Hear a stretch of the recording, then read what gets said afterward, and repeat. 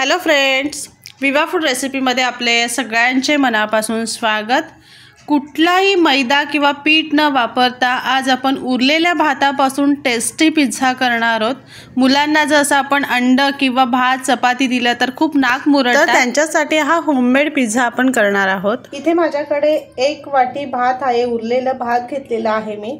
ते काय करायचे, मिक्सरच्या भांड्यामध्ये आपल्याला काढून घ्यायचे।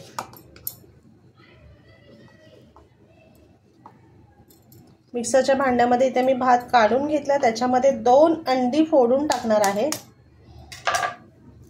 खूप मजेशीर नाश्ता होणार आहे हे।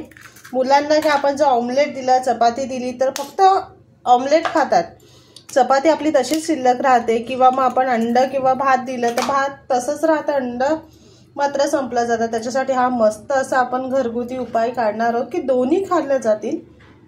त्याच्यामध्ये 1 मिरची टाकून घेतलेली आहे, कोथिंबीर टाकले, त्याच्यामध्ये मीठ टाकून घेते आणि हे मिक्सरला बारीक वाटून घेणार।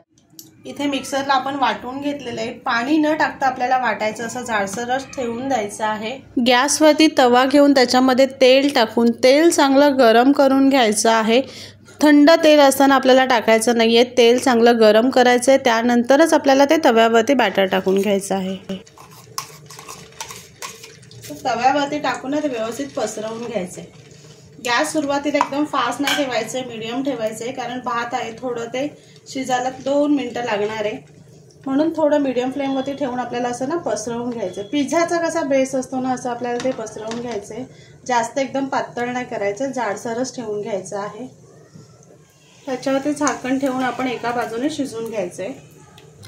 पिझ्झा बेस आपला तयार होतोय तोपर्यंत इथे मी कांदा आणि टोमॅटो बारीक कट करून घेतलेला आहे, एका वाटीमध्ये काढून घेतलाय। आता आपल्याला त्याच्यावरती ना पिझ्झाचा बेसवरती आपल्याला काही भाज्या टाकून घ्यायच्या, तर इथे मी टोमॅटो आणि कांदा घेतलेला आहे। तुम्ही तुमच्या आवडीनुसार भाज्या घेऊ शकताय। ह्याच्यामध्ये मी केचप घेतलेला आहे, टोमॅटो केचप घेतलेला आहे, मेयोनीज घेतले आहे, शेजवान चटणी। आता हे सर्व मिश्रण एकत्र करून घ्यायचं आहे। व्यवस्थित सर्व सॉस एकजीव होईपर्यंत आपल्याला ते मिक्स करायचं आणि आपण हे साईडला करून ठेवणार आहोत। इथे बघा 2 मिनिटं आपण गॅसवरती मीडियम फ्लेमवरती ठेवून घेतलेलं आहे। किती छान फुललेलं आहे बघा, ढोकला जसा फुलतो ना असा हे आपला राईस आणि अंडा आपण मिश्रण तयार केलेलं आहे, ते फुललेलं आहे। आता हे पलटून घ्यायचं आहे। इथे मला 2 कालद्याचा वापर करावा लागणार आहे, कारण ते एवढं फुललं आहे तेल अंगावरती उडायची भीती वाटते, म्हणून मी असं 2 कालद्याचा वापर करून पलटी करून घेतलेला आहे। आणि पुन्हा एका बाजूने आपल्याला छान ते शिजवून घ्यायचं आहे। 2 मिनिटं आपण असं दाबून दाबून त्याला छान असं फ्राय करून घेऊयात, म्हणजे ते आतून सुद्धा व्यवस्थित शिजलं जाईल असं आपण करूयात।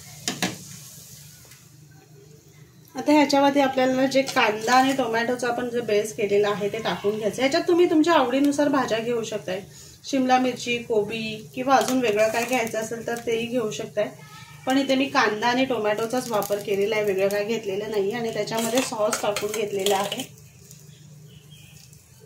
ह्याच्यावरती सीझनिंग पावडर आणि पेरी पेरी मसाला आपण टाकून घेऊयात, थोडी चिली फ्लेक्स।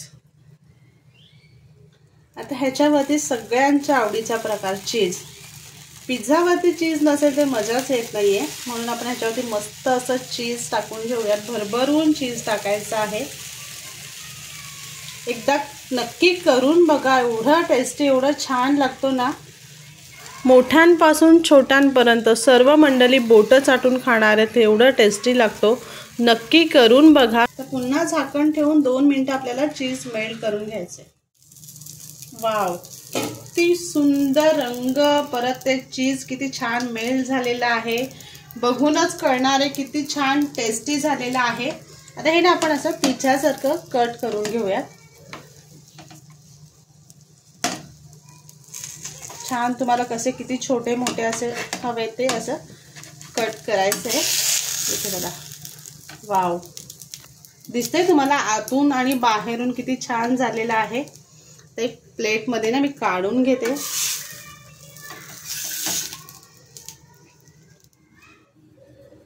कशी वाटली आजची आपली रेसिपी नक्की कमेंट करून सांगा। आणि असेच आपले नवनवीन व्हिडिओ बघण्यासाठी व्हिडिओला लाईक करा, शेअर करा आणि सबस्क्राईब करा। चला तर भेटूयात आपण पुढच्या व्हिडिओमध्ये।